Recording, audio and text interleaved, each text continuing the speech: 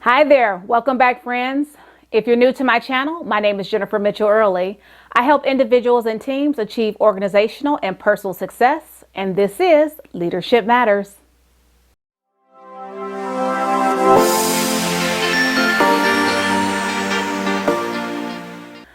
I have been anxious to do this topic for a little while.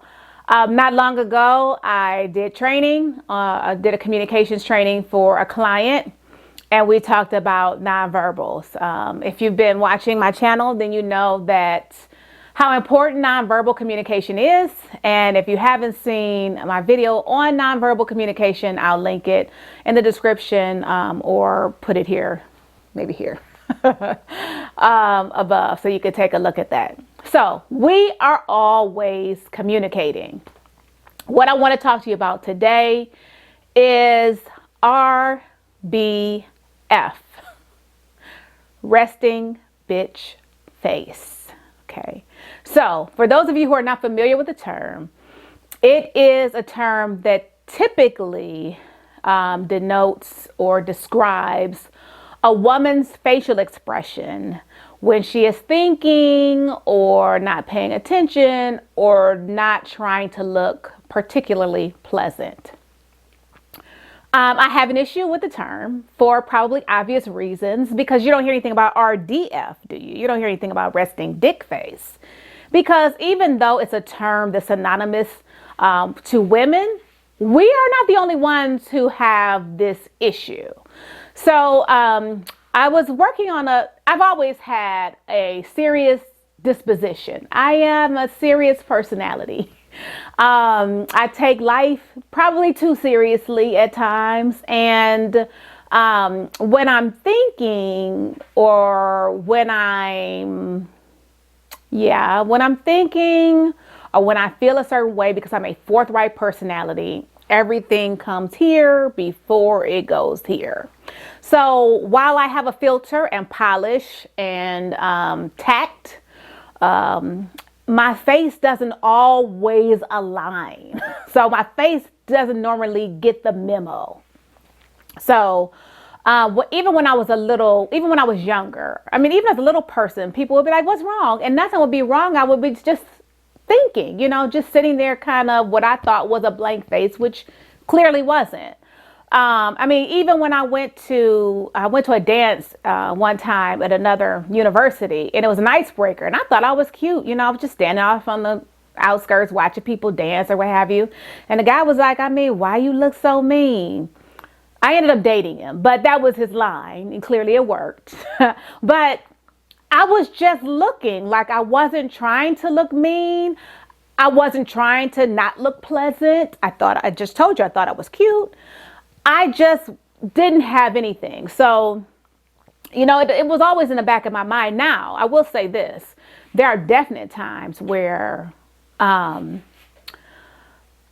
it's not that I'm thinking. There are definitely times where I'm communicating with you that I am not happy, right? Or that you have infringed on my rights in one way, shape, or form, or I'm telling you that I don't like what it is that you're doing. I've done that with my daughter. You have the look, right? Mamas know you got that look. But sometimes I really think that I am blank facing, like that I am neutral, and I'm not.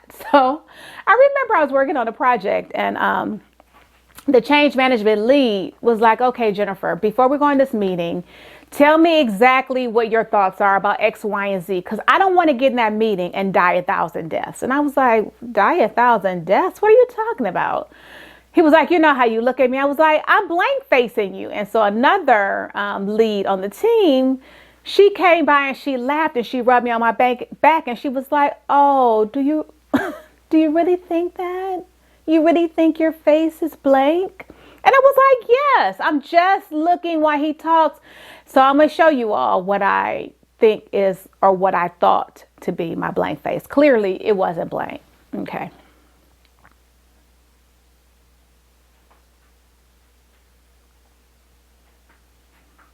So that was my blank face, which I now know is not a blank face.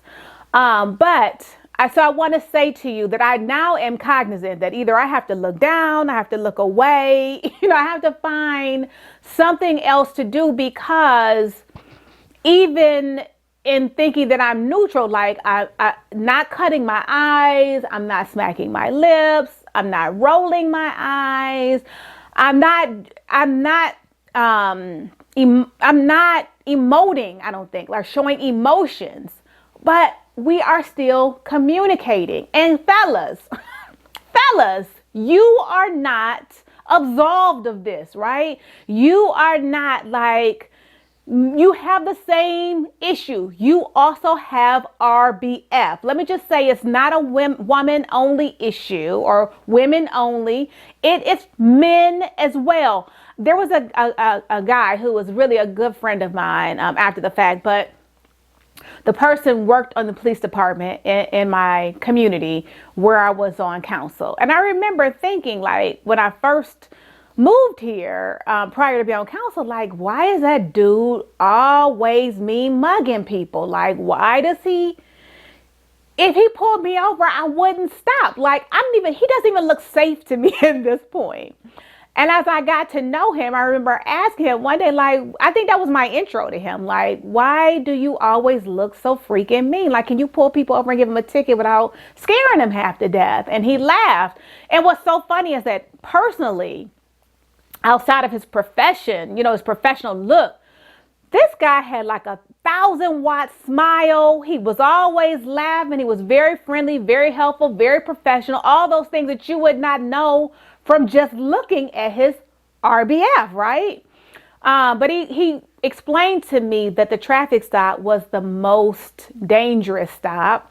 And he explained to me that he had just recently, been an officer for like the last 6 years. And he was, just careful, and just some of the things that he faced in the line of duty and working, and, some of the comments and whatnot.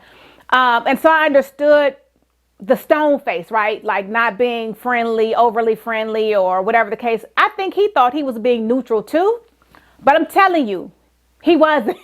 He wasn't. He was my friend, and I had conveyed, it was a big joke for a long time between the two of us, because he always looked so mean in those instances. But what I want to say to you is to be careful of your facial expressions, to be careful of, what meanings people are conveying from the way that you look, because that is probably not the case. And at the same time, and in the same vein, I want to caution people who don't judge a book by their cover, because this exists, and because some people's resting expressions are not friendly. They're just at rest. It's not, you're not smiling when you're chilling. Sometimes you're just like staring off into space and you're just chilling. And the way that your muscles in your face relax, they relax in such a way that's not inviting or warm to other people, or not approachable. But that doesn't mean that that is the case. It just means that probably you need to investigate. Like people will say to me, what's wrong? Oh, nothing's wrong. I was just here thinking, oh, and the more people get to know you, the more they interact with you, the more they can discern the difference. But, I had to come on and talk about this because it feeds into the fact that we're always communicating. So if you have a situation at the office or in your professional capacity where you have a conversation with someone, and all of that is being, interpreted along with your words. The meaning from the message doesn't just come from the words we say. It comes from our body language. It comes from the way that we look. So some people, if you think, oh, I'm a leader, and I remember being a young manager thinking this, like, I have an open door policy. I've told my employees all the time, just come on into my office and we can talk. And I remember having an employee saying, well, I don't feel comfortable. You don't seem approachable. And it's not because of what I said, because clearly I said, I have an open door policy. Come into my office at any time. She was basing it off of the way that I carried myself, the way that I looked, my body language. That's what she was reading. So I just want to talk to you about RBF. I want you to know it's a real thing. And I want you to know it's not a woman only issue, that men, you also need to be cognizant of the way that you carry yourself and the way that you look, because, and science has has shown that this is a real phenomenon.